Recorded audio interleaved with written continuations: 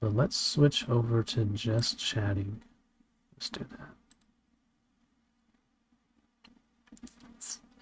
Where's the category? Here we go. Just chatting.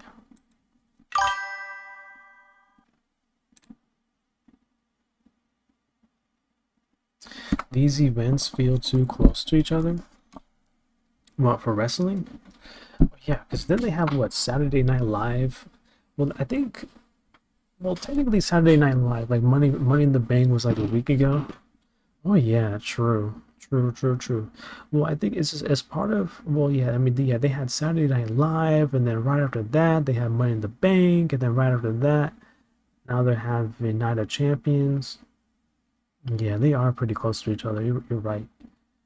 I mean, I think it's just well, they have the deal with Saudi Arabia that they have to do. I think it was what, four PLEs a year, something like that, right?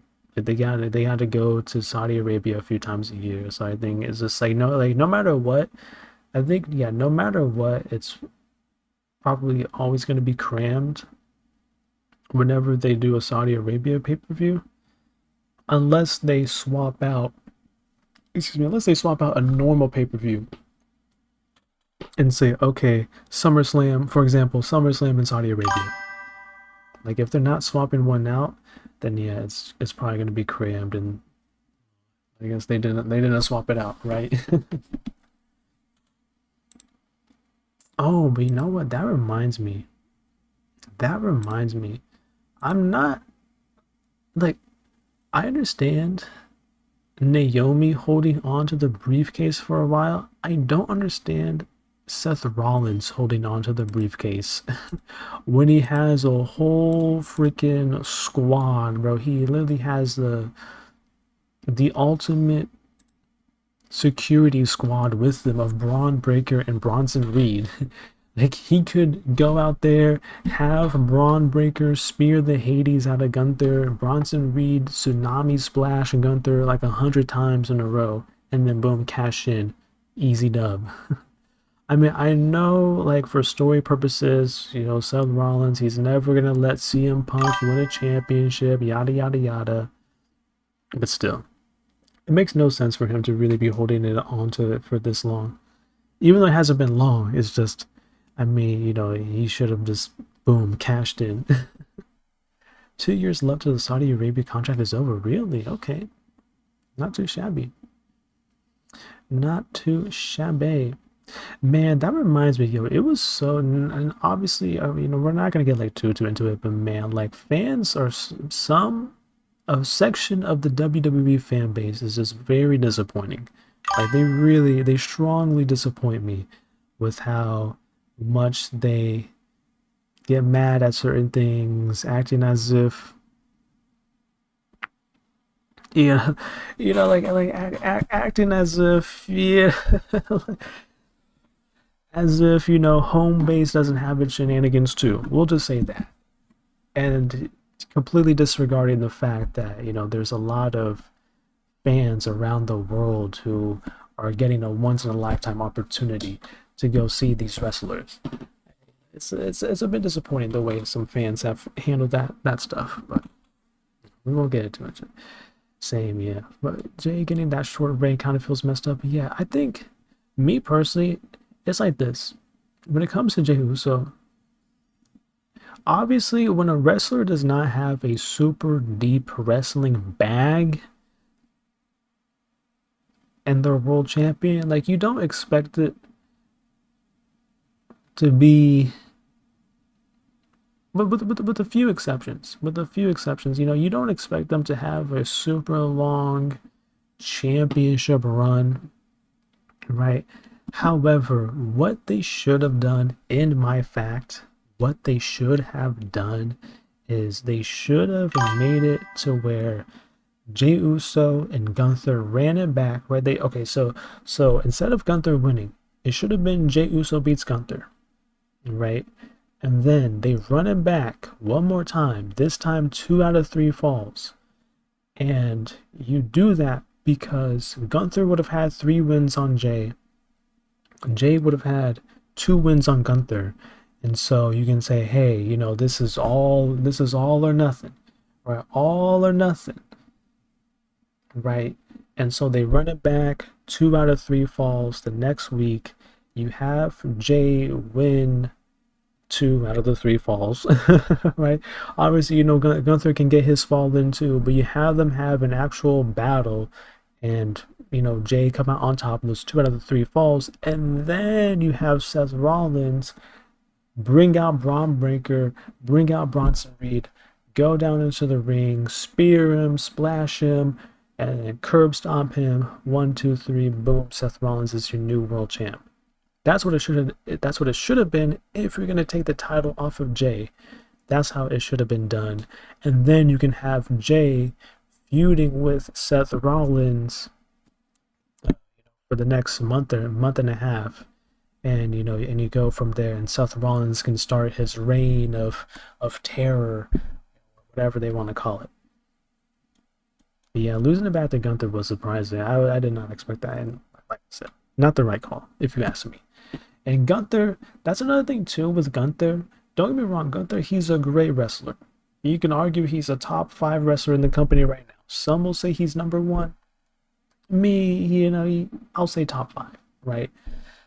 But to be champion for 80% of your time in WWE is extreme glazing. Like, nobody else has that going for them. 80% of his time in WWE, Gunther has been champion. That is so OD. It's so unnecessary.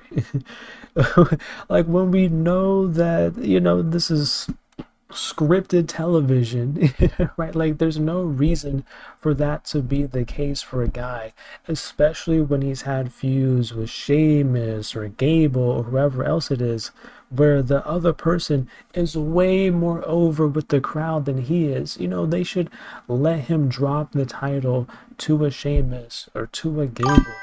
And even if he wins it back after a few months, he doesn't have to hold it for so long, right? He can drop it to some people, let them hold the title for a few months, give title shots to other people who never get title shots, and then Gunther can come back and win the championship again. If you really, really, really want him to be champion, then fine, okay, then he can come back and win it again, right?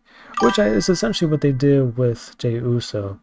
But like I said, I think it could have been done with Jay, beating him. But it is what it is.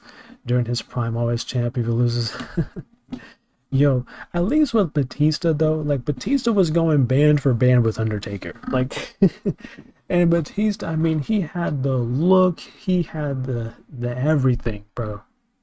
He was going band for band with Taker. Like, not many people can, not many people just off of visually looking at them can say, yeah, I can see him beating Undertaker. Like, but Batista he's one of the few. Hey, dude was legit, bro. Like, yeah, it made sense. It made sense for Batista to win in his prime. It made perfect sense. The Animal was the perfect nickname for Batista, dude. Super jacked, 300 something pounds of pure muscle in his prime. Yeah, he's gonna win. Versus Undertaker is probably Undertaker's best WrestleMania after HBK. It's up there for sure. Hey, credit where credit's due. Taker has some great WrestleMania matches. I mean, him with HBK is always going to be the best, but he's had some great ones with Triple H. Like you said, the one with Batista is great too. So yeah, that's definitely up there. You imagine? No, I don't think Gunther will lose to Goldberg. I think I don't see that happening. Which reminds me, it would actually be interesting if Braun Breaker ends up retiring Goldberg with just the new most devastating spear in the business. That would be so interesting. I would love that actually. If Braun Breaker retires Goldberg, I would actually love that, because apparently they're close in real life too. I didn't know until I saw an interview. It was a Chris Van Vliet interview where Goldberg was talking about how he's actually close with the Steiner family, and so Braun is almost like like a little nephew for him. Jackhammers him just to send a message. Bro, that would be something else. But like I said, I do think Gunther, he's a top 5 wrestler in the company right now. Straight up. Right? I mean, you have him, you have Rollins. I mean, when Kevin Owens is out there, Kevin Owens is up there, of course, too. And, some others, like it kind of just depends on, what type of match you're going for. I mean, like right now, Penta is on fire. I love me some Finn Balor, even though Finn Balor is always eating the pin, which annoys me, bro. Why do they make Finn Balor eat the pin? Like every single match with Seth Rollins, if Finn Balor and Seth Rollins are in a match together, Finn Balor's losing. Like, put the whole house on it, and you'll get a new house. Put the whole house on it, and you will get a new house. Finn Balor is losing every time he's in a match with Seth Rollins. Finn Balor is losing. It is so annoying, man. And Seth Rollins is a great wrestler too. But my goodness, I mean, you should not be beating someone of Finn Balor's level that consistently. It is so annoying. Oh my gosh. Oh. Crash out. He's gonna crash. It's so annoying, man. Like I hate it. I hate seeing Finn Balor lose so much. I hate seeing it. Like he needs a singles title run so freaking bad, man. He needs it so bad. He should have been world champ. Man, when him and Seth Rollins were having that feud for the world title last year, was it last year or 2 years ago? I think it was last year, right? Yeah, when they were having that feud for the world title last year, bro, they should have played hot potato with the championship. They should have played hot potato. Like even if Finn Balor doesn't hold it for more than a couple of months, at least let him hold it, bro. At least let him have it, man. Should have won SummerSlam last year for real, dude. He really should have. Ugh. Ugh. Lost 3 straight times. Like, come on, man, dude. It was so distasteful. It was so distasteful. I can't stand that, man. Like and then like there, like 2 people that I hate to see get hoed: Trick Williams and Finn Balor. Those are 2 people I hate seeing them get hoed. Like Trick Williams will win a championship in NXT, and then they'll have him lose the next week. Oh my gosh.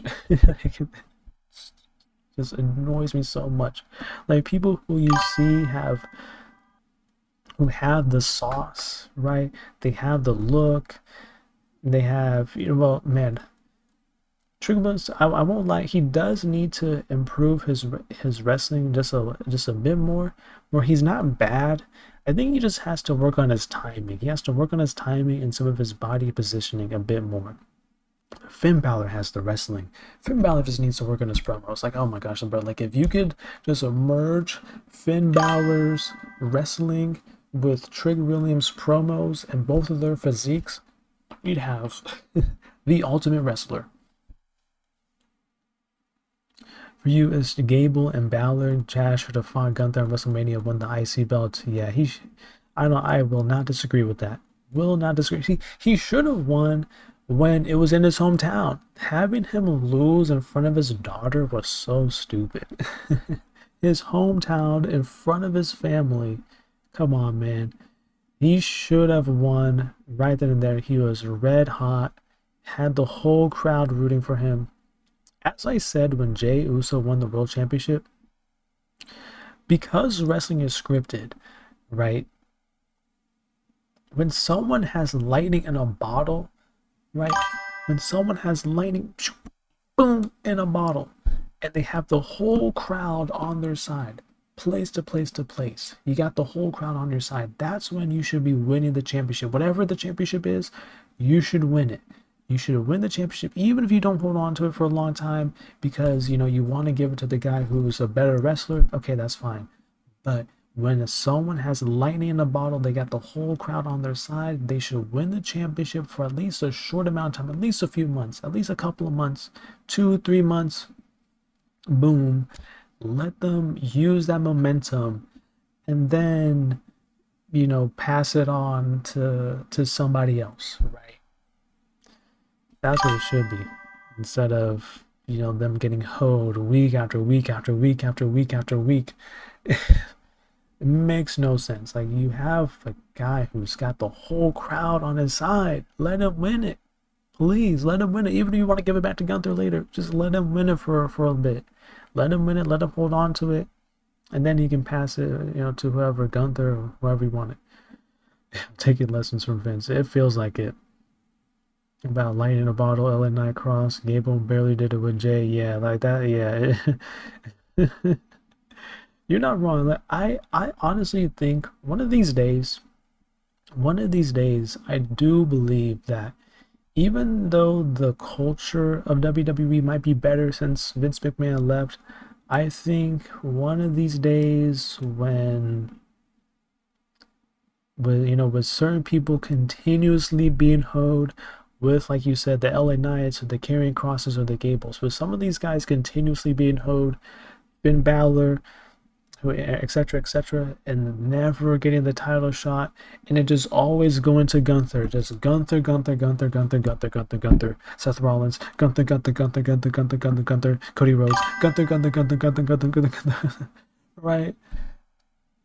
Eventually, people are gonna catch on, and eventually, people are gonna start to complain, and eventually, Triple H is gonna start to get maybe not the same exact heat, because credit to Triple H, he has not, as far as we know, he doesn't do the weird stuff that Vince McMahon was doing behind the scenes.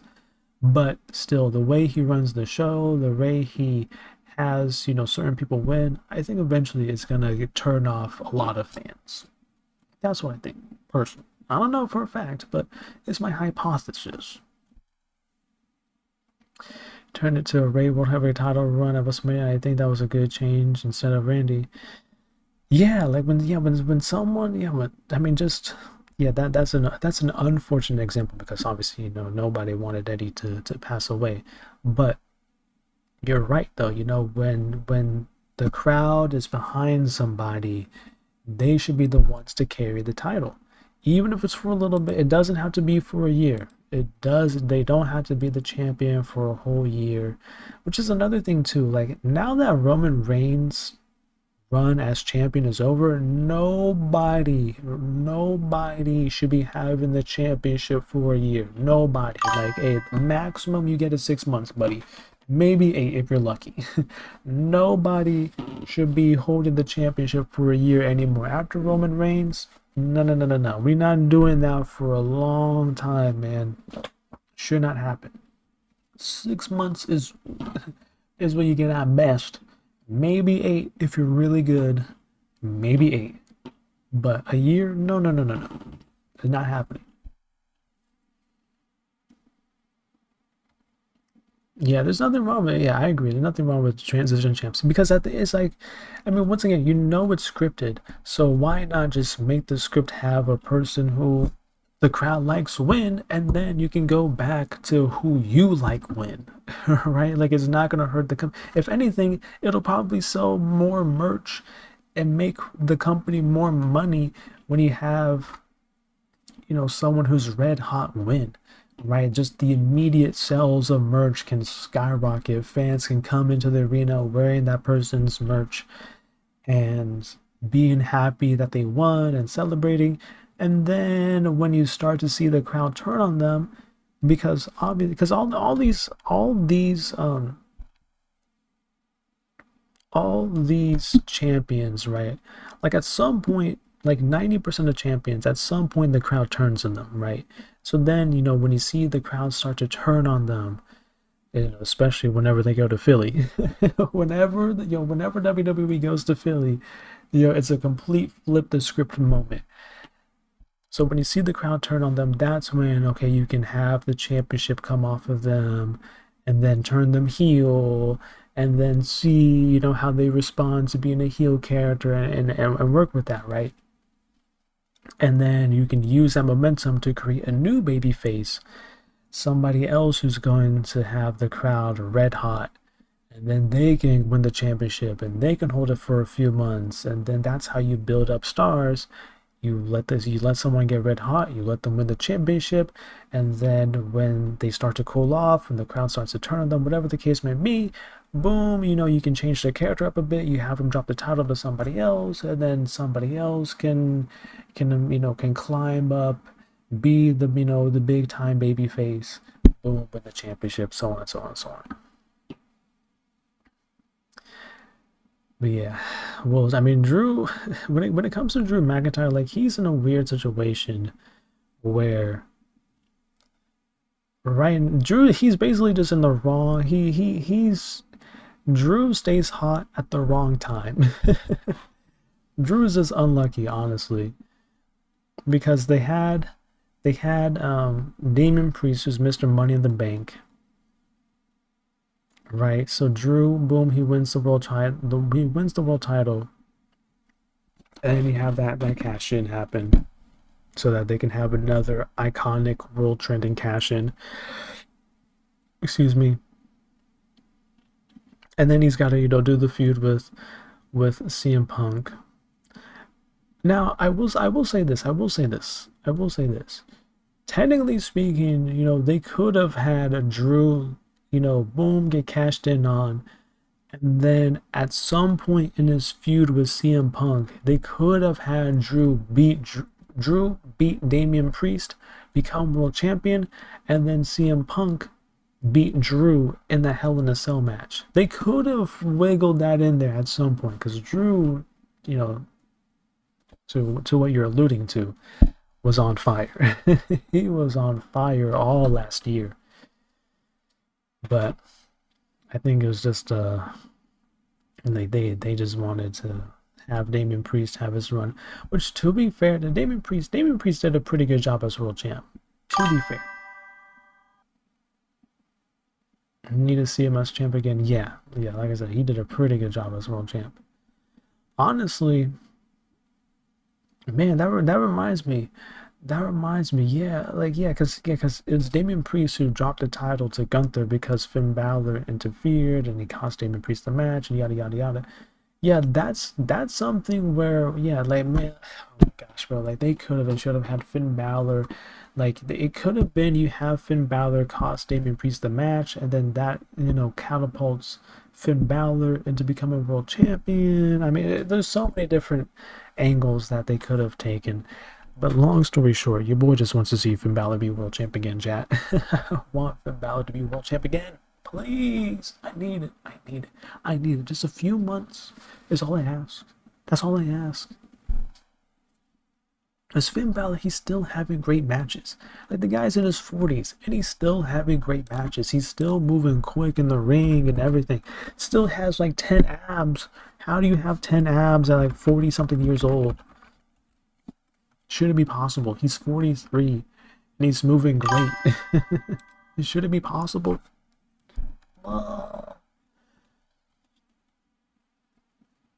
Finn and AJ, I think, are fine with no more reigns. I just like being in the company and being that wrestling event. Man, nah, I need to see them have some more championship reigns. Hey, if John Cena gets to have another championship reign, they should have one too. Straight up.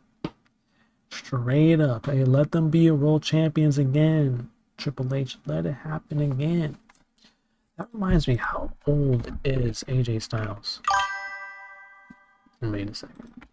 Let me see. AJ Styles. 48. Dang. I didn't know Finn Balor was... I mean, I knew Finn Balor was in his 40s, but I didn't know he was that much younger than AJ Styles. For some reason, I was thinking they were around the same age. I did not think AJ Styles was 48. That's actually crazy. The catering champ, nah, bro, no, don't do that. Don't do my man's Finn like that. How old is John Cena? John Cena's 48 too. Nice. Yeah, John Cena has blatantly lost a step. Like, like John Cena is wrestling how you would expect a 48-year-old man to wrestle. He's blatantly lost his step, chat.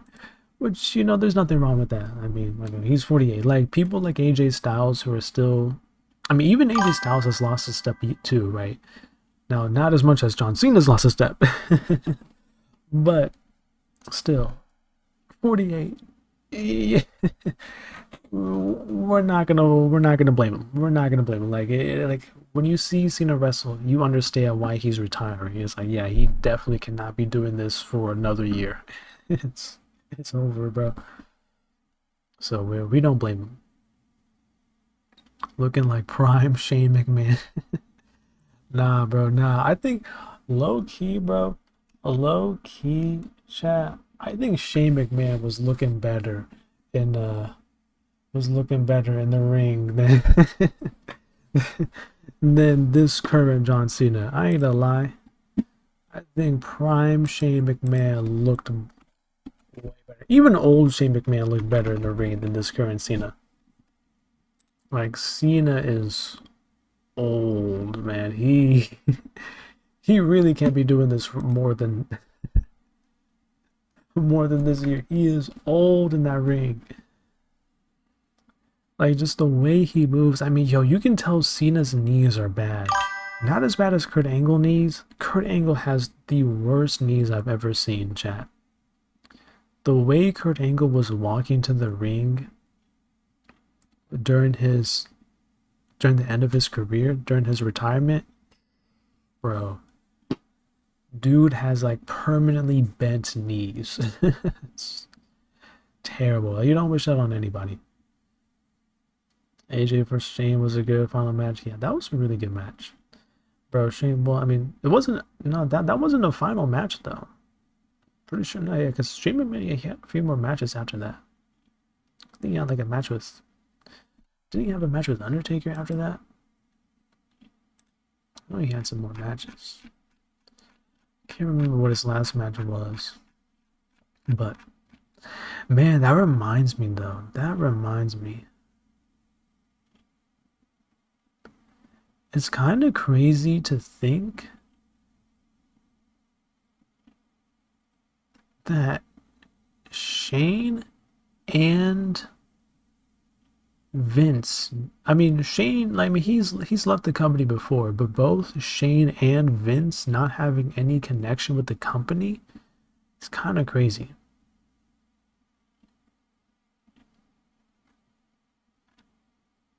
And even Stephanie McMahon doesn't have as much connection with the company either. Like she's kind of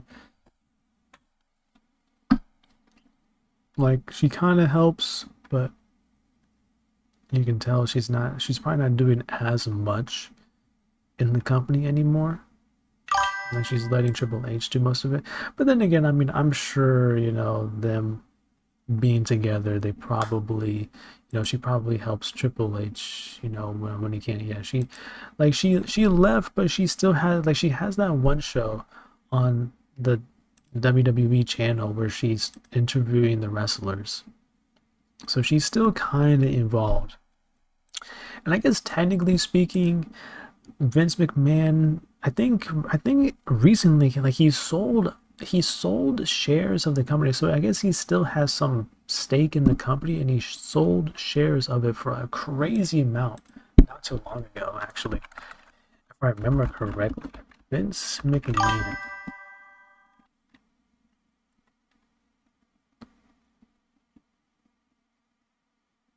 Oh, oh, oh, you search Vince McMahon and the scandal's the first thing that pops up. Shouldn't be surprised. I was looking to see the stuff about him selling shares. Man, that stuff was crazy. Said he's gonna buy it back. Man, not a chance he's able to buy it back. I don't think that's gonna work. I do not think that's gonna work.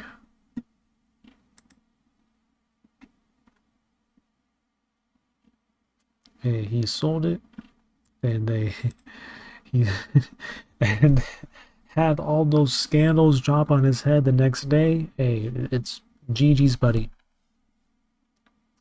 Now, to be fair, I'm not gonna lie, chat. I'm not gonna lie. I honestly did not think that Vince would get in any trouble for those scandals, just for the fact that these are not any sort of new shenanigans. It's not any, like, we have known for the longest time. If you keep up with wrestling, especially if you watch interviews that some of these old retired wrestlers do, well, semi-retired, since all of them come out of retirement at some point, but like these, Kevin Nash and Scott Hall and RVD and so on and so on and so on. If you've ever watched old wrestling interviews with these wrestlers from the early 2000s, bro, there was some sketchy detchy stuff going on. Yeah, what, 100%. Yep, yep, yep, yep. There was some sketchy detchy stuff. So none of the allegations, honestly, and really no quotation marks needed. Like, that stuff for sure happened, buddy. It for sure happened. And okay, now I don't know if I can legally say that, so I will use the allegations just for legal purposes. But hey, between me and you, chat, it for sure happened. Like, no doubt in my mind. If you've ever seen any old, I think the wrestling, I think the channel is called Inside the Ropes. Yeah, I think that's what it's called. If you've ever seen any Inside the Ropes interview with these old wrestlers, the RVDs, the Kevin Ashes, yada yada yada, there is some sketchy detchy stuff. We know what you are, allegedly. Legal purposes, allegedly. we will put the allegedly out there. Allegedly, chat, allegedly. But nah, bro, like the wrestling industry, the backstage stuff is so sketchy. I mean, even these days, man, like if you watch the Dark Side of the Ring videos where they talk about the plane trip from Hadesville with Ric Flair and all the other guys who were part of the company back in the day, and how they were sexually harassing the airplane ladies. What are they called? I don't. What's the term for the ladies that work on those on the airplane? I can't remember what the job title was called, but apparently Ric Flair and all the wrestlers were harassing those ladies, and they were just being an absolute menace for the longest plane ride ever. Yeah, flight attendants. Yeah, it was escaping my mind. Yeah, flight attendants. Yeah, it was super bad. If you ever watched that video, plane ride from Hell, Hadesville, you understand there's been some sketchy, detchy stuff in the wrestling industry. We also know what you are, allegedly speaking, Ric Flair. We also know what you are, Ric Flair. Sketchy stuff. Yo, real talk, I would not be surprised if Ric Flair has kids that he doesn't know about. I wouldn't be surprised. I would not be surprised. I would be surprised if the same thing was true with Vince McMahon too. But hey, hey, that aside, but back to my main point. That's why I didn't think he would get in any trouble, because these are things that have been going on forever. They are not new. The sketchiness was not new. So I did not think he would get in trouble. But I think, honestly, I'm gonna be 100 with you guys. I think it's karma. I think the Vince McMahon selling the company, which then made him lose ownership of the company, and then getting the allegations smacked on his head right after that, and him being forced out of the company while still, maintaining some, stocks in it, whatever. I think all of that is karma, if I'm being honest. Like, him basically losing power within the company. Like, he can still sell some parts of the company and make $1 billion off of it, but just him not being able to be involved in it anymore, I think that's all karma. Like they immediately dropped him the moment those allegations came out. I mean, they gave it about a week, and then they dropped him, which to me is just pure karma.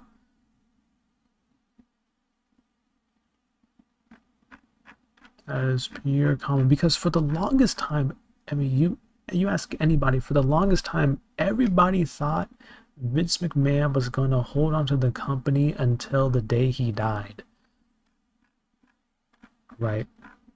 But I think just the greed of wanting to be a billionaire again and selling the company, hey, he sold it, and then boom, you get hit with the scandals, and then boom, now you no longer have power in your company anymore. I think it's karma. But had he not sold the company, I do think Vince McMahon would still be, running the show willy nilly, even with all the scandals going on. He would still be running. Had he never sold the company, he would still be running it just the same way. So I think in a roundabout way, it's a blessing in disguise that he sold the company, and that even though Triple H has made some Vince McMahon-esque calls as far as the wrestling storytelling goes, I do think it's better for Triple H to be in charge than for Vince McMahon, because at the very least, you never really, even with all the shenanigans, you never really heard Triple H doing anything sketchy detchy. Like the most that Triple H is involved with is that he was always taking care of Shawn Michaels whenever Shawn Michaels was doing, stupid stuff. Triple H was always there to take care of him. But you never hear stories about Triple H being involved with sexually harassing someone or assaulting someone or whatever sketchy detchy thing, right? So it is better in Triple H's hands than it is in, someone's hands who's allegedly doing sketchy detchy stuff. But just TV show wise, though, like I said, there's, they not too far apart. Yeah, the locker room sounds like it's way safer and better for the stars to, at least from the outside. Yeah, exactly. Yeah. That's the other thing too, right? Like nowadays the wrestlers are able to get a bit more free time to spend with family and to recover from injuries and whatnot. So that's good too. Right. And there seems to be, from everything that's been said, it was when Vince McMahon was in charge, it was a very much a shark infested waters environment, and then now with Triple H in charge, it's more of a team based environment, so that is more healthier all around for the wrestlers. And then on top of that too, just for the fans to know that, okay, there's not going to be these crazy things happening backstage as much anymore, or if they do happen, they're going to get called out immediately, and the company's going to be done with that stuff. They're going to boom, cut ties and move on from that person. It's good to know as a fan, because on top of that, right, every wrestler started out as a fan, right? At least, most of them did. So if you're a kid growing up and you want to become a wrestler, I mean, imagine how much that must suck. It must be so painful to be a kid growing up watching wrestling. You want to become a wrestler, you finally get invited to WWE, and then boom, you're getting allegedly sexually assaulted by the boss, someone who you might have even looked up to on TV. Oh bro, like that's terrible, right? Or somebody else that works backstage and there's nothing you can do about it because people are afraid to call out the boss and you're afraid to get fired and all this other stuff. You don't wish that upon people. So it's definitely in better hands now than it was back then for multiple reasons. But I just wish Finn Balor would win the championship. Just, it all comes back to Balor. That's my dog, Jack. That's my dog. That's my dog, Finn. But yeah, I will say that it's in better hands now, for sure. For sure.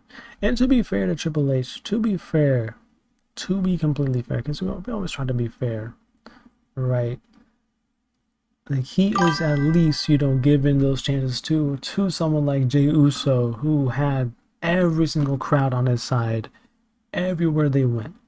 Right. And so that shows that they are making some changes. Like I said, like there's similarities between how Vince and Triple H are running the show as far as just the product goes. But to be fair, Triple H has definitely added his own spice, if you will. You can see some changes, and so hopefully it goes in a more positive direction. It continues to go in a positive direction. Finn was the one that threw that pie at KO. Was he? Did it ever get confirmed who threw the pie at Kevin Owens? Remember that being a meme of like, who threw the pie at KO? Who was it? Who did it? Who was the son of a witch? Oh, it was never confirmed. Okay. Imagine like one of these days, it's someone just comes out. It's like Chad Gable threw the pie. It's like, what? Ain't no way. Oh, but you know what though? Chat. You know what though? Speaking all this talk about shenanigans, chat. 20 years from now, hey, we've said this before. 20 years from now, hey, don't be surprised if some of these current day wrestlers admit to infidelity. That's all. That's all. That's all I'm gonna say. That's all I'm gonna say. That's all I'm gonna say. That's all I'm gonna say. That's all I'm gonna say. Hey, hey, bro. Just don't be surprised. Just don't be surprised. Just don't be surprised. Just don't be surprised. Just don't be surprised. We do not wish infidelity upon any couple. I'm just saying, don't be surprised 20 years from now if it's like, oh, so they was doing more than just what they did on TV. Hey, we don't got to say any wrestler names. We don't have to say any wrestler names. I'm just saying, chat, don't be surprised if we get some infidelity stories 20 years from now on whoever's podcast, whoever it is. Hey, well, when some of these wrestlers are retired, I'm just saying. I'm just saying. It won't surprise me. That's for sure. That is for sure. Yo, especially the name, man, with the people coming from NXT. Yo, that Love Island locker room. Oh my gosh. Yo, the Harlem behavior from these wrestlers. Yo, for real, man. Hey, Love Island NXT edition, bro. Man. It's to be fair, because like I said, we always keep it fair, right? To be fair, chat, I ain't gonna lie. Yo, if your boy was a stud, if your boy had muscles for days and was in super athletic shape, and the girls, the women of NXT or of WWE was into your boy, hey, I'm gonna just be 100. I don't blame anybody for getting with anybody. The horn dogs. I'm gonna be real, chat. I'm gonna be 100. I do not blame anybody for getting with anybody. Hey, if you're looking good, you're looking good. You look good. You're athletic as heck. I don't blame anyone for getting with anyone. Now, hey, now that does not excuse infidelity, though. It doesn't excuse cheating on your spouse. Doesn't excuse cheating on your partner. Doesn't excuse it. Jug wishes he was in NXT. No. Nah, I ain't trying to get power slammed and choke slammed and crashes through a table. And I'm good. No, thank you. But I'm just saying, hey, bro, you give me a wrestler physique. Well, okay, a good wrestler physique.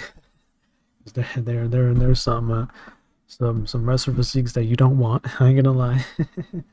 there's some some Oompa Loompa wrestler physiques. We're not gonna name any names, but you give me a wrestler physique where I look athletic and I am athletic, hey, bro. And one of these female wrestlers, hey, you know,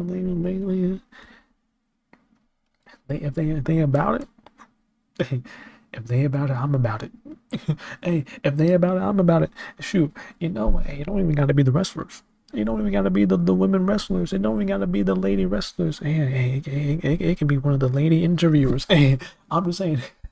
Hey, it could be one of the lady interviewers. Hey, bro.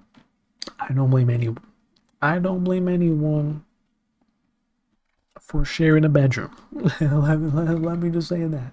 I don't blame anybody who shares a bed in NXT or WWE. I don't blame anybody. I don't blame anybody. No, like in all seriousness, boo foo aside, right? In all seriousness, they travel the world, literally the world together.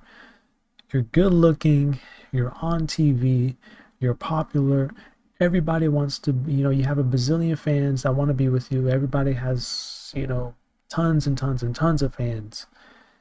You're athletic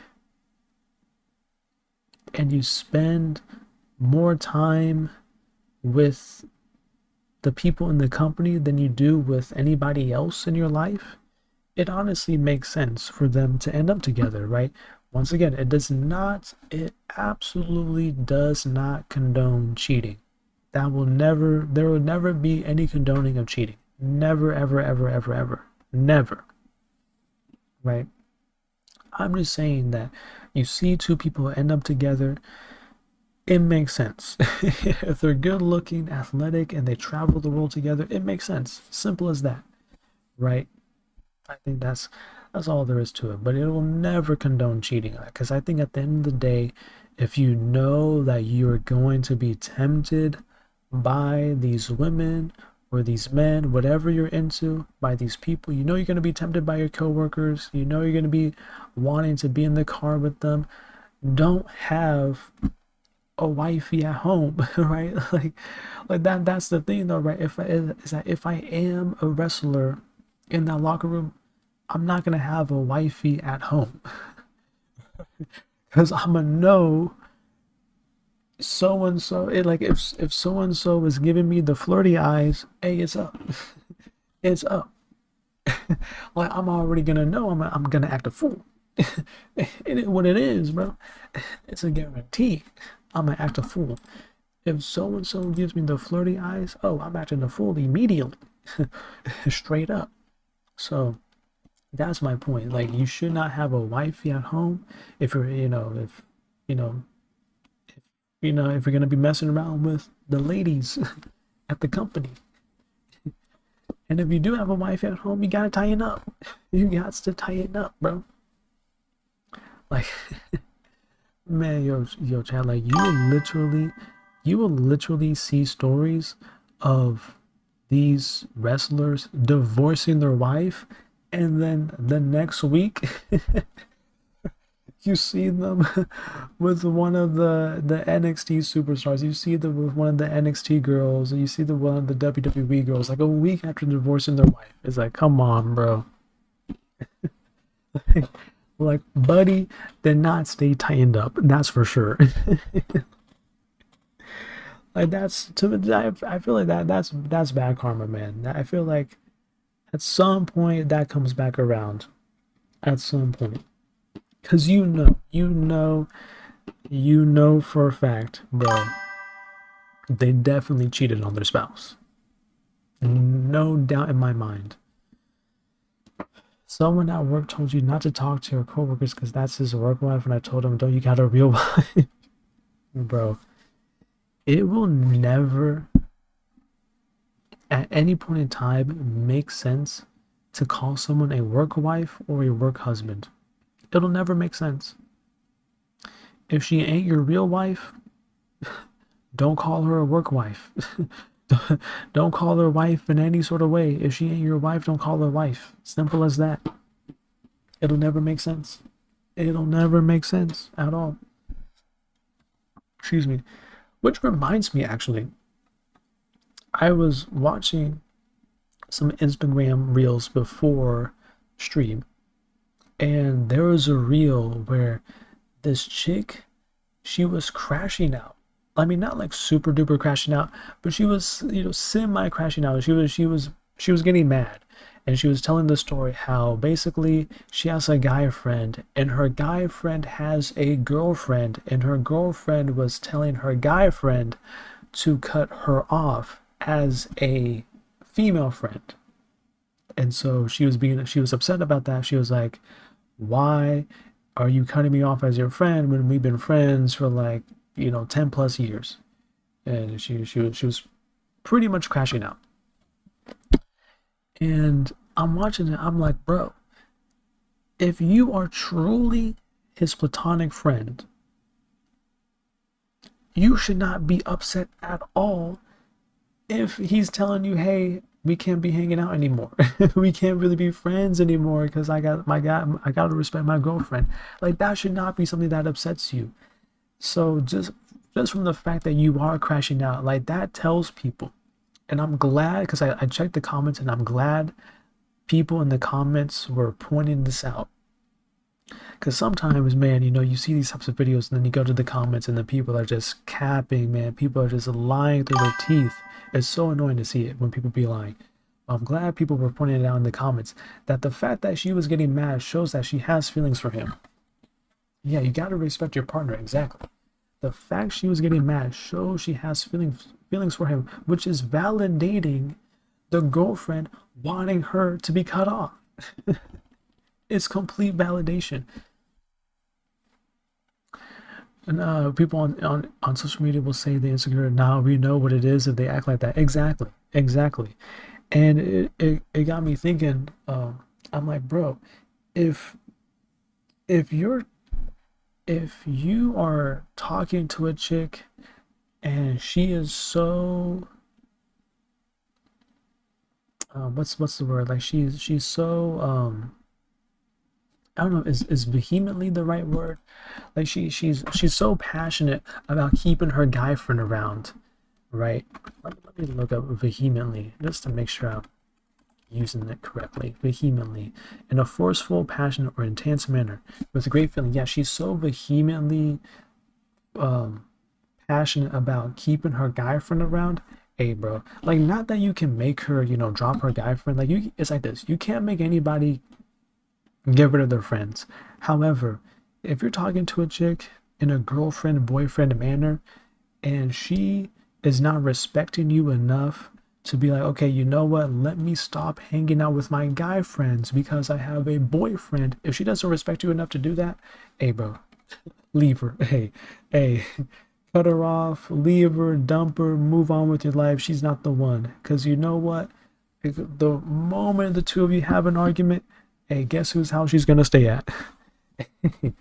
Guess whose house she's gonna stay at? Like you might as well just tell me that if we have an argument, you're gonna stay at his place. It's like, that's not how you go into a relationship.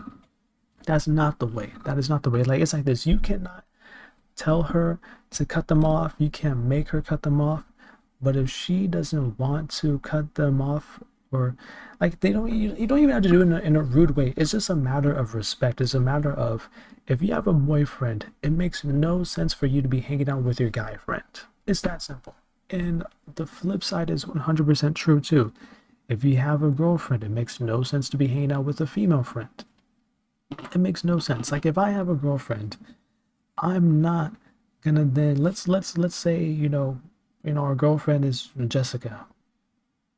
Just completely random names. Just, it's an easy name. We don't know what Jessica. Just using a random name. Let's say our girlfriend is Jessica and our female friend is Sarah. Right? I don't know what Sarah. Just using a random name.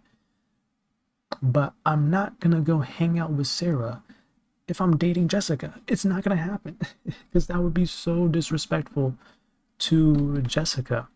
Now, if I'm not dating Jessica, then hey, I'm free to hang out with Sarah as much as I want. right? Like if Sarah's cool with it, I'm free to hang out with Sarah as much as I want. However, on the flip side, if I'm not dating Jessica and I'm friends with Sarah, but I know Sarah has a boyfriend, let's say Sarah is dating Bobby, I'm not gonna be trying to hang out with Sarah out of respect for their relationship because I don't want there to be any freaking chance that Bobby thinks I'm trying to make a move on Sarah. Don't want there to be a chance.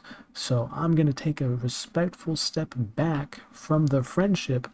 Hey, we can still, it's okay, to check up on someone once in a blue moon. Hey, hey, how's it going? You doing good? You are cool, cool, awesome.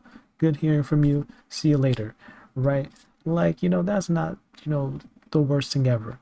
But what you're not gonna do is try to, if you know Sarah has a boyfriend, is try to hit Sarah up and be like, hey, you want to come hang out? No, she has a boyfriend. Why are you trying to hang out with her when she has a boyfriend? It doesn't make any sense, right? Because now Bobby has every reason to, feel some type of way about me and be like, hey, bro, like you trying to, what you trying to do here? And we're not even gonna let that have a chance of happening. Not a chance, right?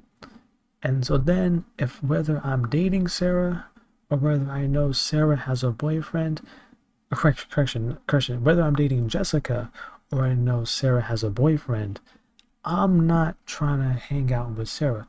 Now, if Sarah doesn't have a boyfriend and I'm not dating Jessica and she wants to hang out, then yeah, we could hang out, right? That's all fair, like there's, we're not the friendship police, you wanna hang out with a guy when you're single and they're single, hey, you do you.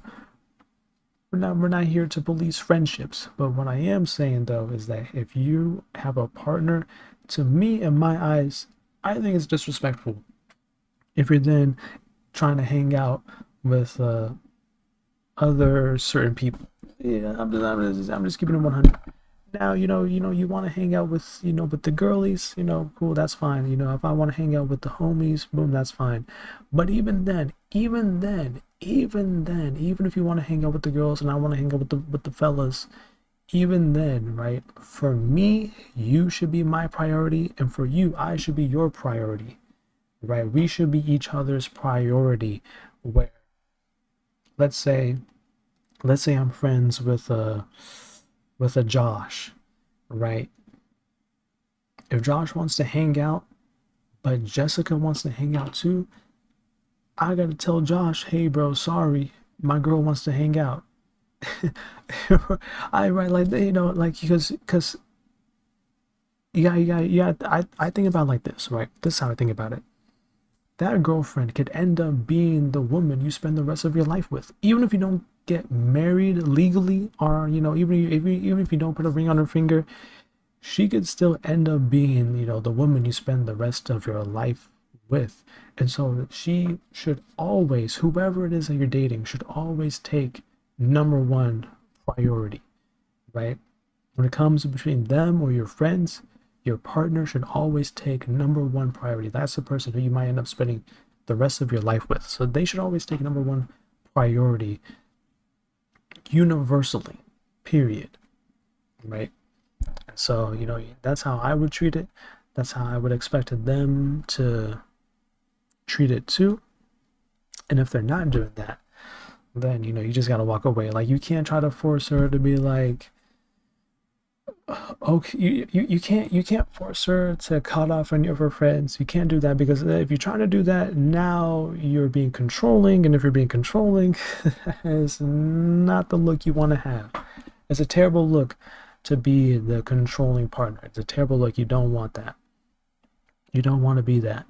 You want them to choose on their own to respect you the way you want to be respected.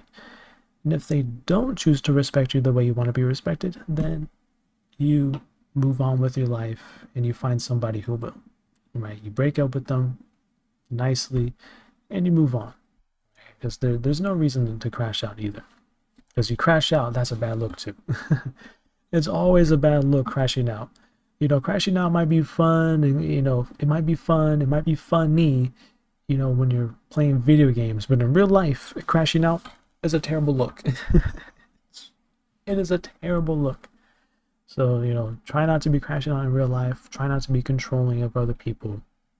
It's not the play.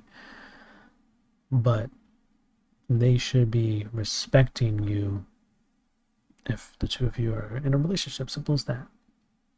Right? Like, yeah. It's that simple. Like, even if she's, she wants to hang out, like, now I understand. Let's say we've been hanging out every single day of the week, and then she wants to hang out with the girls. So it's like we're not gonna be unreasonable. We're not gonna be unreasonable. We're like, oh no, you can never hang out with your girlfriends again, never ever. Like, no, we're not. That's definitely not the case. Right? That's definitely not the case. It's more of like, hey, just in general, like I said, you keep the same energy for yourself. Yeah, let's say your boy hits you up and he's like, hey, you want to hang out, but your girl hits you up at the same time. It's like, hey, you should go hang out with your girl. Like, your boy should understand, okay, he's got a girlfriend. Let him spend time with his girlfriend. And like if you're not gonna, it makes no sense for any friend to get tight about that situation. It makes no sense. And then it would expect the same thing too on the flip side, where hey, if you hit her up at the same time and then like her homegirl hits her up at the same time, it's like, you would hope, even though you're not going to crash out, but you would hope that she would still want to hang out with you, at the end of the day. Right? Like, you 100%, you understand, the ladies got to have a ladies night out. You get that. And as long as it's not in Miami, we chilling. As long as if the ladies' night out was in Miami, chat, hey, it's GG's. It's, hey, Miami. Oh no, that's not your lady anymore, buddy. I'm just hey, hit it what it is. But obviously, it's cool if she has the ladies' night out.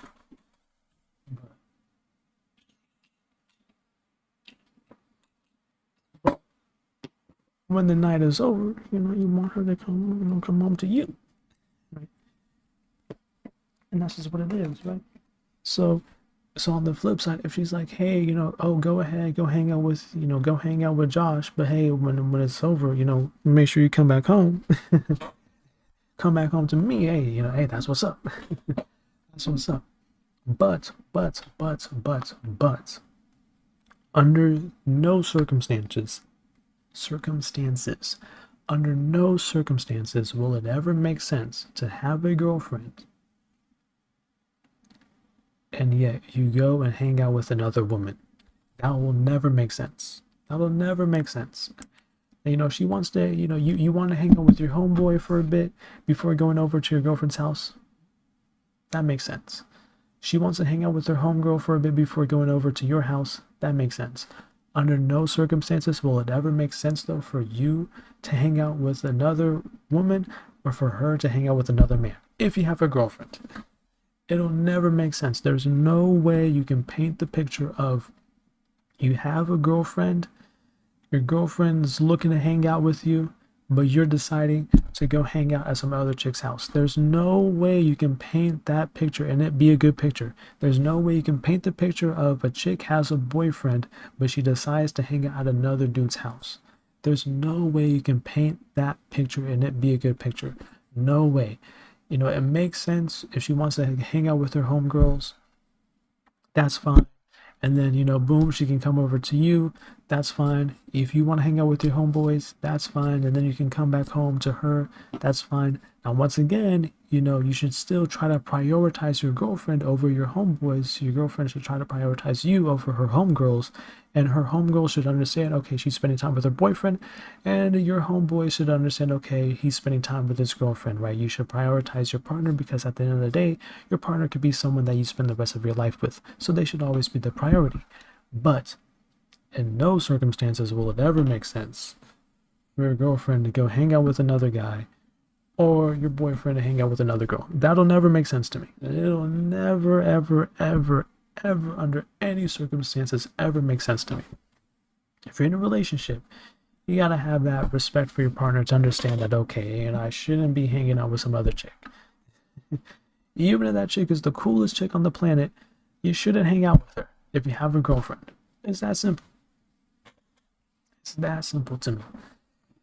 So that was that was what was on my mind.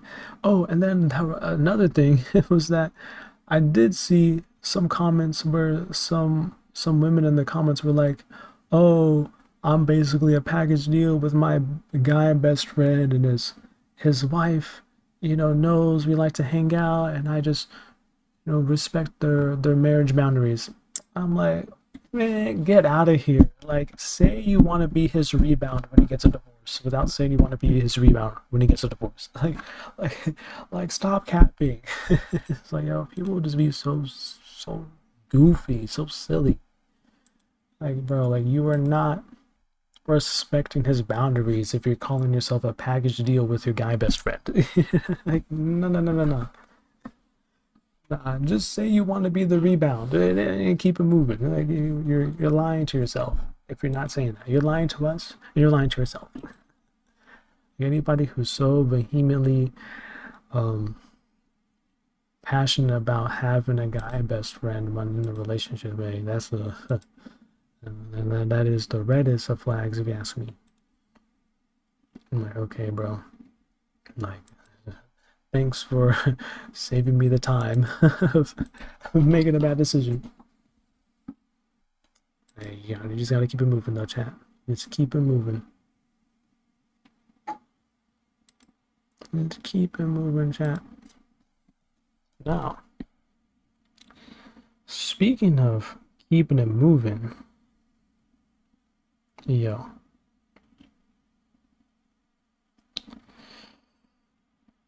Speaking of keeping it moving, Kevin Durant, no, I'm kidding. Kevin Durant being moved to the Houston Rockets. It's so crazy to think that someone of Kevin Durant's someone of Kevin Durant's caliber as a player, a guy who can average, 28 something points in his sleep. It's so crazy to think that he's had, what, 2 series in the last handful of years where he's been swept. He's done nothing in the playoffs, and now he's basically become a journeyman. Like, he's being treated like a role player. Like, that's so crazy to me. Someone who should be of superstar status. And for those that don't know, we had to revoke his superstar status because he's been swept too many times. It had to be revoked. The superstar status had to be revoked, but he is without question someone who is superstar capable. Right? He is a superstar caliber player. Even though his superstar status had to be revoked, he's still a superstar caliber player. Yeah, he's a highest star. Yeah, he's a highest star. And he's being treated like a role player. Just getting traded away for a bag of potato chips. Like a second round pick or something. And a couple of bench players or role players. I mean, that is insane. That is actually insane to see a superstar caliber player, a high level star player, be treated like a role player. That is so insane to me, chat. And I think what makes it worse is the fact that the trade, even with all the qualities that Kevin Durant brings to the table, the trade really doesn't make them better. And that's what makes it worse. Treat like a role player, going to a team full of role players or something. Yeah, but like the trade, like it doesn't even make them better. And that's like, it's sad to see. Like to see someone go from a legit superstar to having their superstar status revoked because, hey, like I said, he was getting swept in the playoffs. You can't maintain the superstar status and you get swept like that. The only two people who still have superstar status to me, who haven't really made much playoff noise, is LeBron and Steph, because they've done enough in their careers where they have permanent superstar status. But everybody else, hey, everybody else is year to year. Steph and LeBron, permanent superstars. Everybody else, y'all are year to year until you start winning multiple championships. You're year to year. And so he's had his status revoked, but he's still a high quality star. And yeah, I mean, it's just crazy to see a high quality star have little to no impact on their team when it's playoff time. I mean, it's insane, bro, because, dude, I know 10 years ago, so, 10 years ago that would be crazy. Obviously a decade ago, but still, man, like a decade ago, Kevin Durant back in 2015. Oh my gosh, bro, you talk about a monster who could carry. Like, it's been a decade, so yeah, to be fair to KD, he's not exactly in his 20s anymore. But my gosh, bro, like just a decade ago, KD to a team with a bunch of role players, you'd be like, oh my gosh, they could make it to the conference finals. they, but now it's like, you don't know if they'll even make it to the playoffs. It's crazy. It's crazy to see. 2014, 15, he was league MVP and hasn't won MVP since, which is so surprising that he got one. I mean, yo, that MVP season was incredible. Like the dude was averaging, like I think he was averaging like 40 points a game or something. I mean, it was crazy. It was crazy. I mean, I don't think he didn't finish the season with 40 points, but he had this crazy streak of just dropping 40 points every game, and then chose not to continue the streak. Like he dropped like 39 points one game, and he could have easily have had 40. Yeah, it was a special season. Yeah, man, that was so insane. So insane. Like that's the guy that hey bro, he can get you to the conference finals. But you know what though? You know what though, chat? Low key, man, I think it's karma. I think it's karma. The lack of impact, I think it's karma for the Mickey Mouse rings that he got in Golden State. Even though I love me some Steph Curry, I think it's karma. Going to Golden State, getting those Mickey Mouse rings, and then leaving Golden State and not finding any success since then. To be fair, he was pretty close in Brooklyn when they went up against Milwaukee. That was their best year to go all the way. That year, foot on the line, didn't count as a three-pointer. That was their best chance to go all the way. Had they gotten past Milwaukee, they would have won the championship for sure, in my mind. 100% they'd have won. Because, I mean, we saw, the Suns just get completely dominated by one man, Giannis. So I think, they would have won that year. But Giannis lucky he survived that shot. Yeah, that was the luck of the century. Because KD was just putting it on. Bro, KD was putting it on, man. That was the year. But after that, but didn't they get swept by the Celtics the next year? Imagine Giannis without that finals run. Well, I mean, without that finals run, he wouldn't be a superstar in my book. Hey, chat, I ain't like these Mickey Mouse sports commentators who just give superstar status to everybody who can get 20 points a game. No, no, no, no, no, no, no, no, no. You got to win the championship in an impressive manner before you get superstar status. Hey, that's on me. Not everybody's a superstar. Okay? Just because you get 20 points a game don't make you a superstar. You got to win it all and carry the team, and then you can become a superstar. But until then, you're not a superstar, buddy. Low-key Giannis playoff runs is pretty bad. I mean, he do be having some first round exits. he do be having some first round exits, bro. 4-1 to the Heat, Pacers, Celtics. To be fair, I think that Heat series though, like he was injured for a couple of games, right? And then he came back. To be fair, but I mean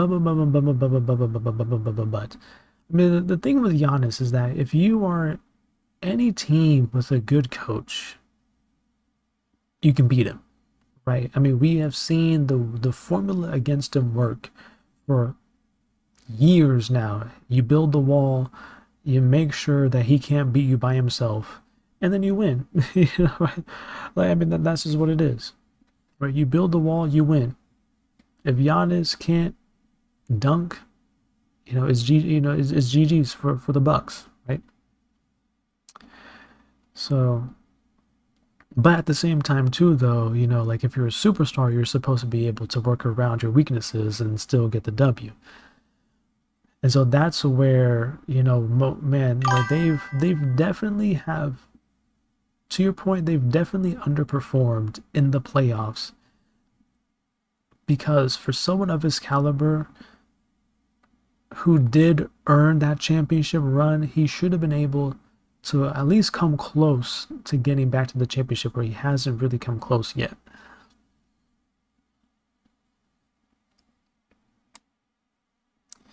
One from 2 years ago where he still lost 4-1 2022.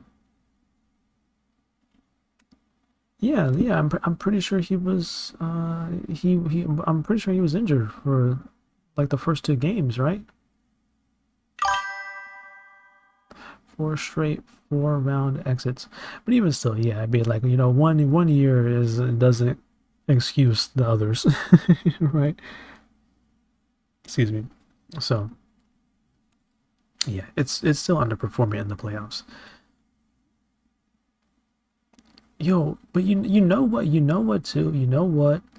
Is that part of it is that we have definitely been spoiled by the Stephs and LeBrons.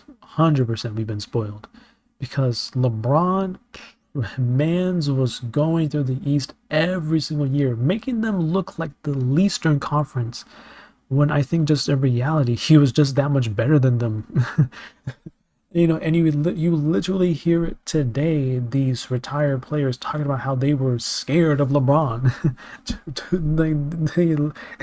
Like they're retired, he's still playing, and you know they, they were saying they were scared of this man, bro. The Eastern Conference was really just LeBron conference. Yeah, like they played less seasons. Well, I mean, to be fair, everyone's going to play less seasons than LeBron. But, they went up against LeBron in his prime, and they were like, yeah, we were scared of that man. Like, they were in their primes, he was in their prime. They have now since retired, he's still playing. And, now they're all doing these podcasts talking about they were scared of him. And that, there was nothing that they could do to stop him. Like, bam.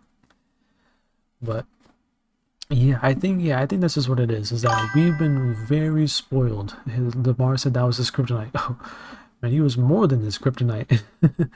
Man, LeBron was, man, he was the super kryptonite. He was like he was the multiversal kryptonite. Like DeMar DeRozan and them, they can have the number one seed. Hey, they getting swept. They getting swept, man. Every single year in Toronto, they're getting swept by LeBron. They could get 70 wins. They could go 82-0. If they face LeBron in the playoffs, they're getting swept. That's the super kryptonite, man. My goodness. That's like kryptonite plus being under a red sun. All the weakness. Kryptonite, magic, and the red sun. All the weaknesses stacked on top of each other. No, they could not win against LeBron. But yeah, I think that's just what it is, man. Jeff Teague podcast said LeBron was laughing during halftime down 30 and came back and won. That's when Jeff knew they had no chance. Yeah, I saw that. I saw that clip. Yo, don't they have another one where they said that LeBron had to tell one of his teammates, had to tell one of Jeff Teague's teammates what play to run. And then you see the clip of LeBron whispering, "Hey, go set the screen," to the guy, and then the guy runs off and sets the screen. Bro, like, nah, LeBron was just on a completely different level. He was just on a completely different level than these fools, man. I mean, that's just what it is. Yo, Coach Braun, for real. But that's why Golden State had to get Kevin Durant. I mean, they didn't have to get Kevin Durant. It would have been a 50-50. Had Golden State never gotten Kevin Durant, I think Golden State still gets back to the finals, but it would have been a much closer series. It would have been a 50-50. It would have been way more competitive. But yeah, helping the other team to, yeah, making it more competitive. Yo, Coach Braun out here telling them what plays to run. I think he's done that a few times too. I don't think that was the only time that he did it. But yeah, I think yeah, Golden State without Kevin Durant, they still could have gone back to the finals. It's just that if they go up against LeBron after losing a 3-1, it would have been a way closer series.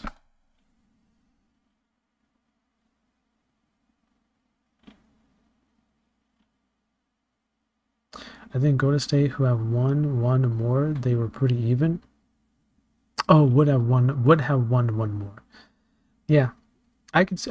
I mean, like I said, it would have been a either way. It would have been a complete toss up, and that would have been another series going to seven, I think, because they would have still had Kyrie, right? Yeah, they would have still had Kyrie, yeah, for Cleveland. So like that still would have been a series. Hey man, I think it's still elite hoops to this day. To this day, it's must see. Yo, that's what I was thinking when I was watching Game 7. Bro, I was just thinking to myself, you put Steph in or LeBron in, like, Halliburton, he get boom, blows his Achilles, hate to see it. You put Steph in for Halliburton after that, or LeBron in for Halliburton, OKC loses. Even to this day, I feel like Steph and LeBron, you put them on a team in the finals like that, oh my gosh, you put them on the Pacers in that situation, oh my gosh, bro, they'd have lost. OKC would have lost. Pacers would have won the championship. Yeah, 100%. Even to this day, they would have won that. To this day. Because the way OKC was playing, they were not playing championship winning basketball. They just happened to play a team that just lost their best player and that was falling apart in the third quarter.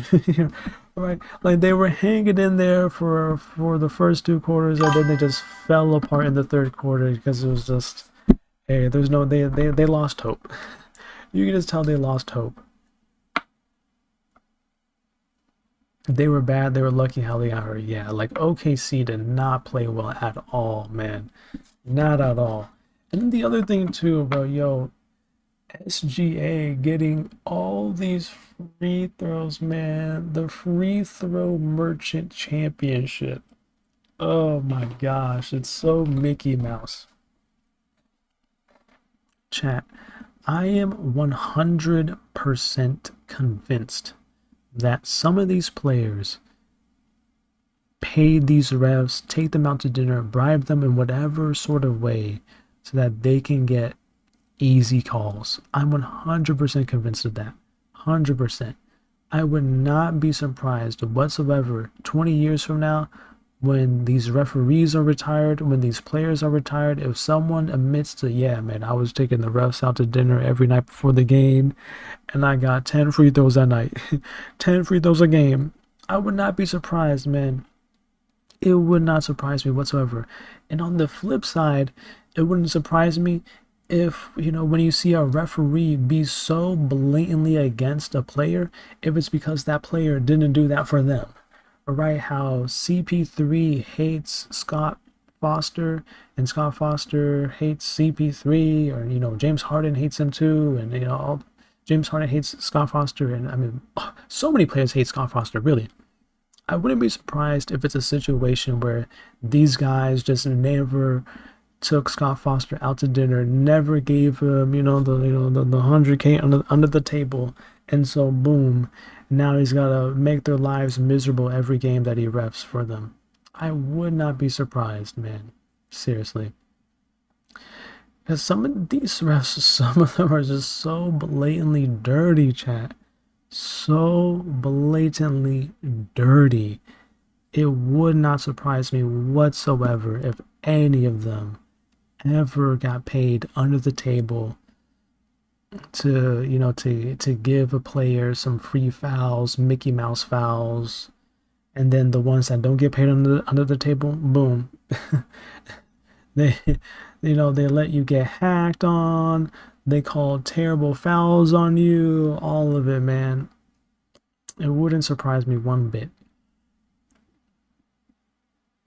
Not one bit, chat. Not one bit.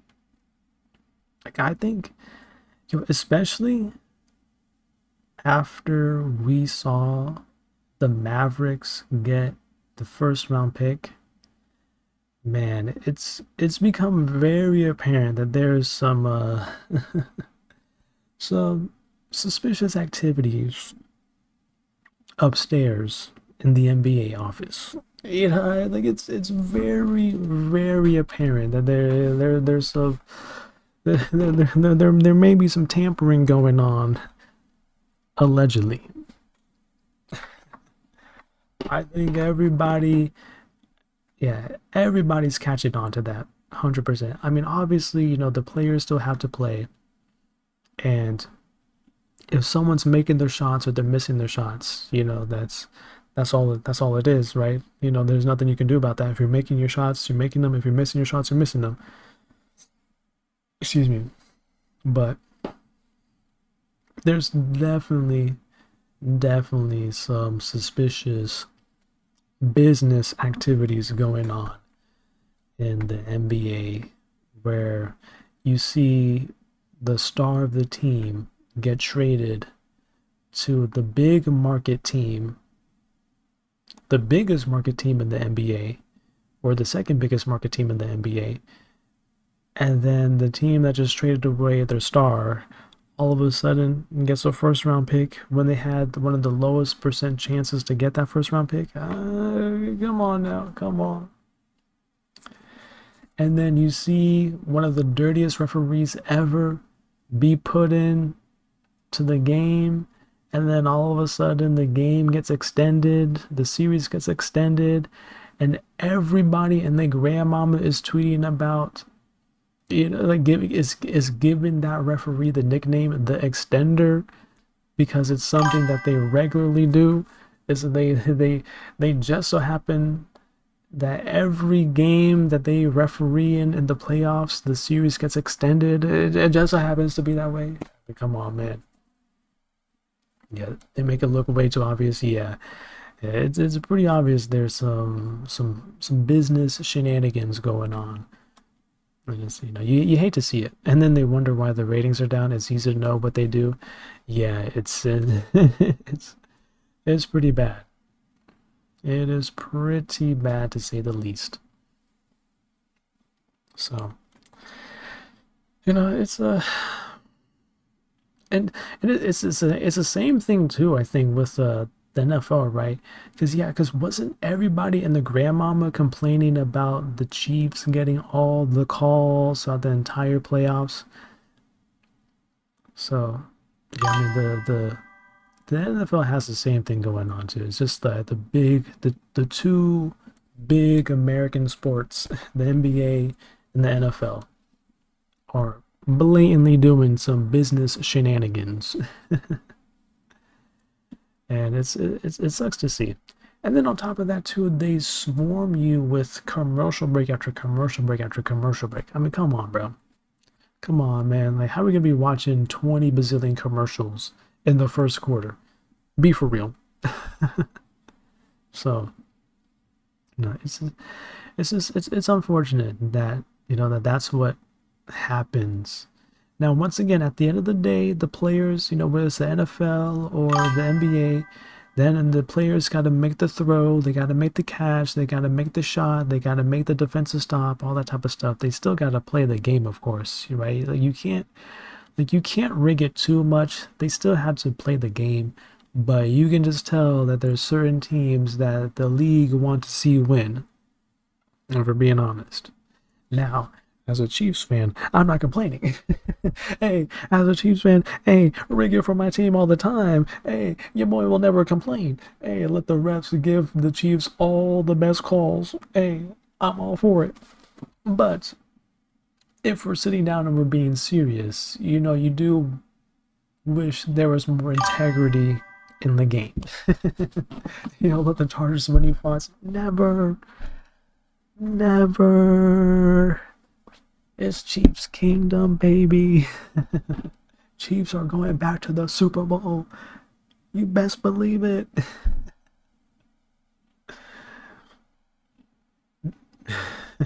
Yamera. But yeah, I think it's the same thing with the NFL too. Like about starting 15 minutes after the official start time. Like I don't think either of them start on the actual start time. But yeah, man, the commercials be crazy for both.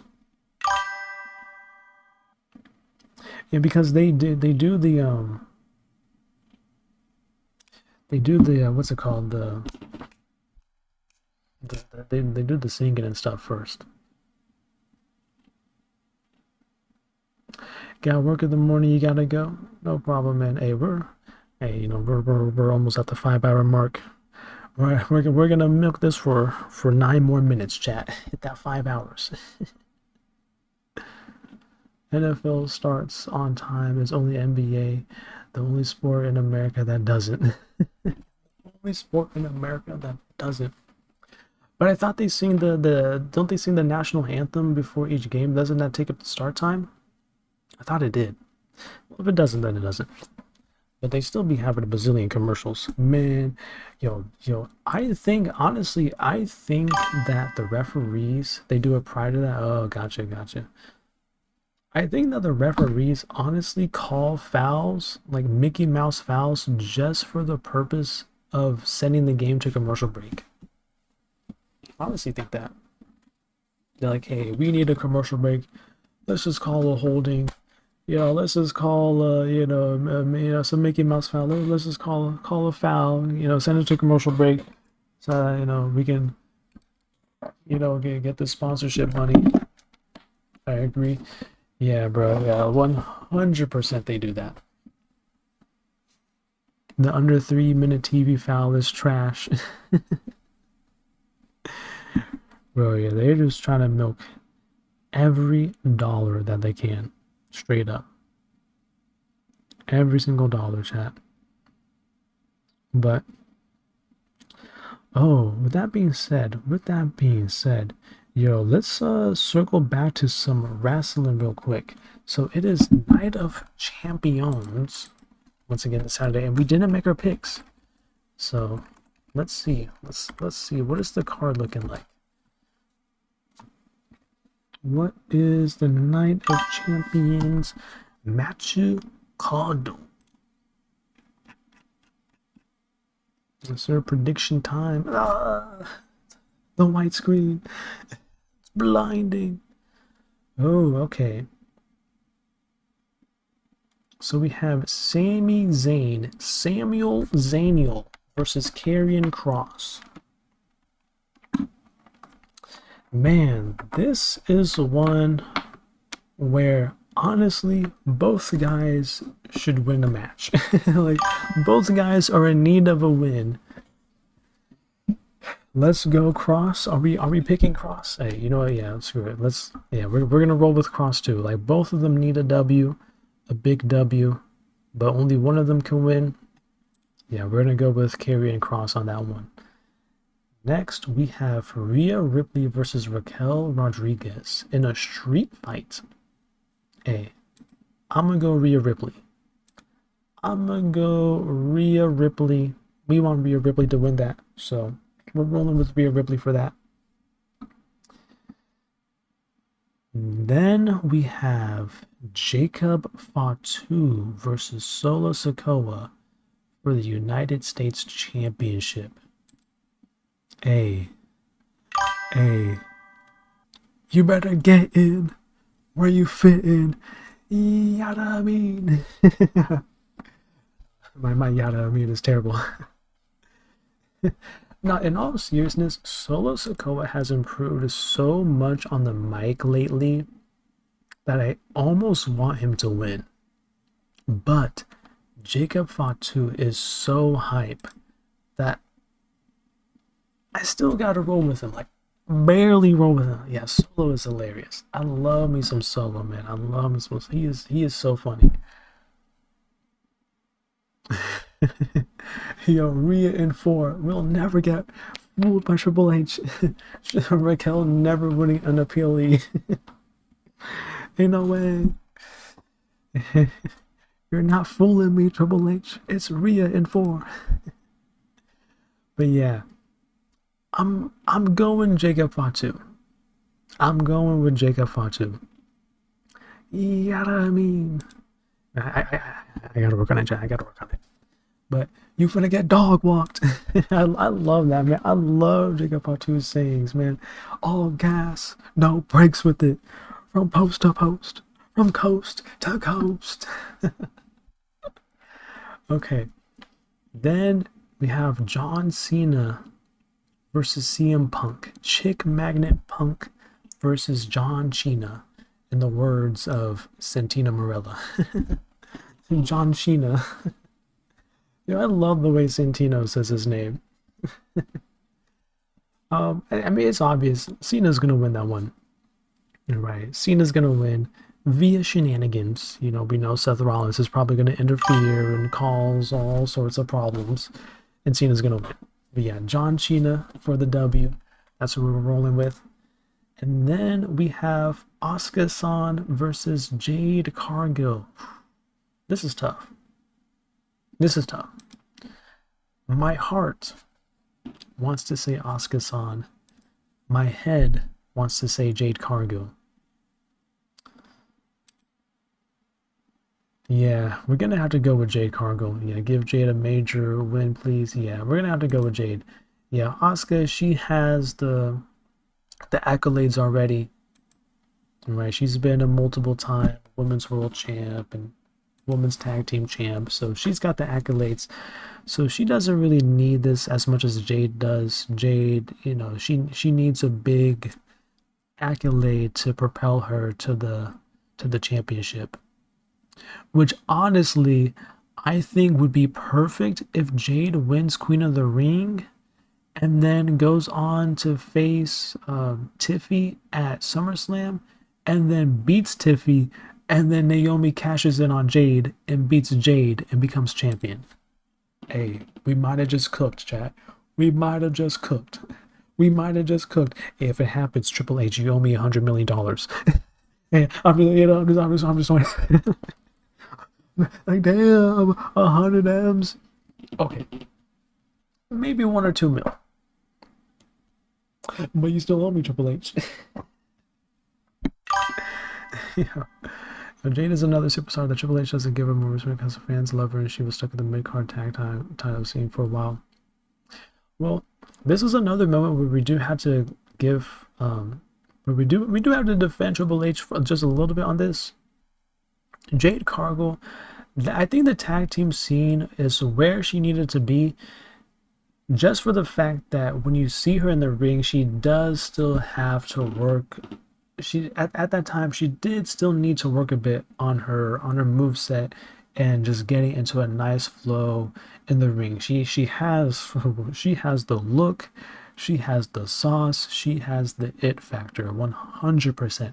But she did need to work on her fluidity in the ring a bit, which her being with Bianca was great for her to just be able to absorb just absorb things, right? And learn, okay, how do I fit my stuff in and and get a nice rhythm going. I think it was good for her to kind of rub off of Bianca a bit. She's your favorite lady superstar. That's very understandable. Very understandable. She has the sauce, man. I mean, you talk about aura. I think Jade Cargill probably has the most aura of any female superstar right now. She has it, 100%. She just at that time needed to work on her fluidity a bit more in the ring. But now though, right now, hey, it's go time. So yeah, we're gonna go with Jade Cargill for that. It's just that I love me some Asuka. I love me some Asuka. I love seeing Asuka win matches. But Jade Cargill, she has the aura, she has the sauce. And like I said, it would be perfect if Jade wins Queen of the Ring and then becomes champ at SummerSlam just for Naomi to ruin her win and cash in on her to, you know, reignite that feud. That'd be chef's kiss. And I love Naomi winning the women's Money in the Bank, by the way. And then finally we have Randy Orton versus Cody Raheem Rhodes. Hey, I gotta go with Wakanda's leader. I gotta go with one of my favorite civil rights activists. The blacker the berry, the sweeter the juice. Cody Raheem Rhodes for the win. I love that meme so much. Yo, you just see Cody Rhodes next to Martin Luther King Jr. Man, oh my gosh, bro. Cracks me up every single time. But in all seriousness, we're going to go with Cody Rhodes. I think he's going to win. Which, if I'm not mistaken, I don't think Cody's ever beaten Randy Orton one-on-one before. If he has, it's maybe only been one time. Like, he definitely has a losing record against Randy Orton, for sure. So, I think it would either be the first time or one of the very few times he's ever beaten Randy Orton, if he beats him in King of the Ring, which I think he will. So, we're going with Cody Rhodes to win the King of the Ring tournament to wrap up the show. But it definitely would have been more unique if Sami Zayn won.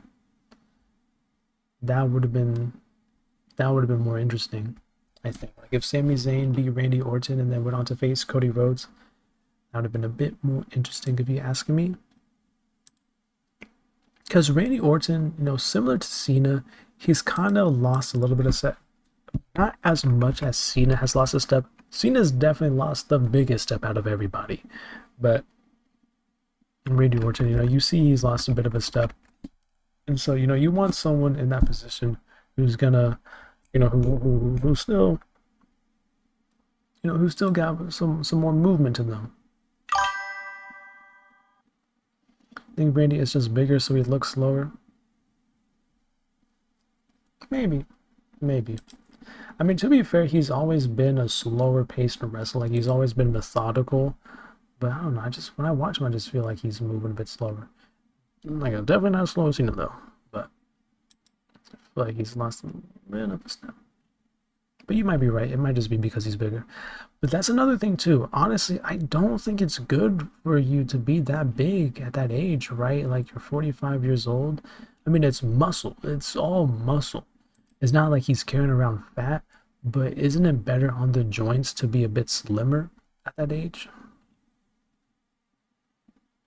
Wish we had more slow-paced wrestlers. Me, I'm the opposite. I mean, I don't want wrestlers like sprinting around, doing jumping jacks and backflips and all and all that stuff. Like, I don't need that for my wrestling, but I definitely prefer a faster-paced wrestler. Like what AEW has with Will Ospreay, man, I mean, he is putting on incredible matches. Or Hangman and Swerve, like those three are at the top in AEW for me. But like Seth Rollins, though, that's a nice speed. Like the way Seth Rollins moves in the ring is pretty nice. I think Penta's probably your favorite wrestler right now, but that's not a slow-paced wrestler. Penta be moving quick. But Penta's fire though. Can't hate on Penta. He is fire, man. Yo, like his little walk to the ring. Hey, Penta's got the sauce, bro. And his mask and makeup is so cool.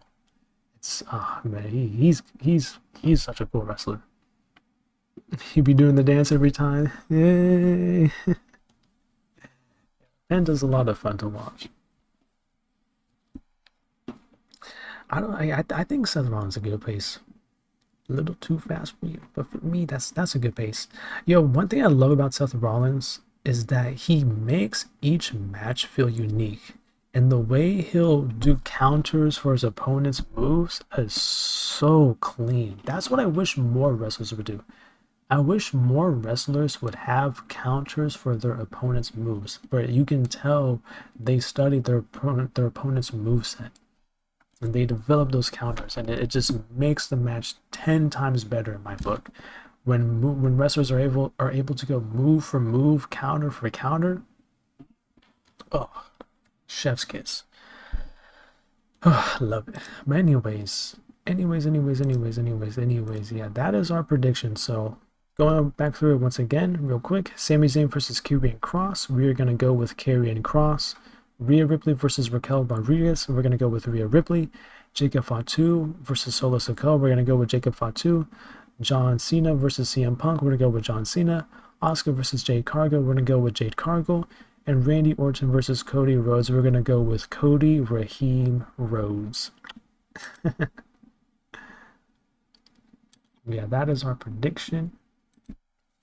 And when Night of Champions happens, hey, we'll see how many we got right. Simple as that.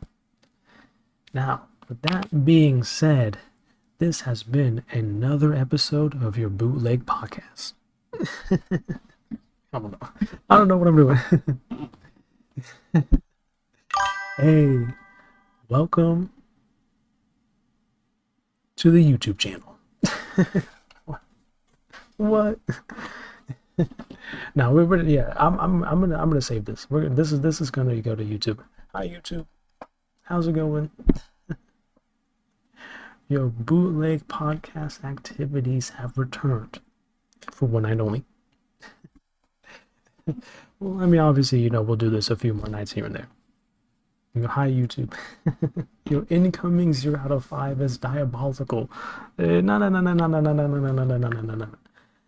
We're gonna get some right. Like, if there's one that we can bet on for sure, it's John Cena winning, or John Cena. John Cena winning. That's for sure. He's gonna win. I think we can also bank on Cody winning against Randy Orton. Like, there's no way Randy Orton's gonna win King of the Ring against Cody. Like, there was no way it was gonna be Randy Orton winning against Gunther. There's no way it's gonna be Randy Orton winning against Cody. No way. But yeah, that is the newest video. Yo, that reminds me. Hey, if you're coming from the stream, for any chatters, any lurkers, if you're coming from the stream and you're checking out the YouTube channel and you enjoy my videos, make sure you leave a like on them. And if you love the videos, make sure you subscribe to the YouTube channel. It helps your boy out tremendously. And on top of that, make sure you leave a comment. Tell me that you came from the stream. I greatly appreciate that. It lets me know how many people are watching the stream and then making that crossover to the YouTube channel. So that's all the W. That is going to be all for your boy today. 5-hour stream-a-leam, not too shabby. Couple of hours of chatting and bootleg podcast activities. Once again, not too shabby. So, appreciate you guys being here. Thank you guys for making the stream a fun time, a fun experience. I hope you guys enjoyed. Thank you for the kind words, DBW stream. Appreciate that. Appreciate it. But yeah, this is going to be a bootleg podcast episode. I don't know what number, but it's gonna be an episode. We'll call it like wrestling and NBA talk and relationship talk, something like that. Yeah, good night. Hey, good night DB, good night chat, good night lurkers, good night everybody. As always, all you ladies and gentlemen and in-betweeners, stay safe, stay blessed, Have a great rest of your day, great rest of your night, great rest of your evening, your afternoon, wherever you are around the world. Hope to see you all next time and have a nice one. Peace.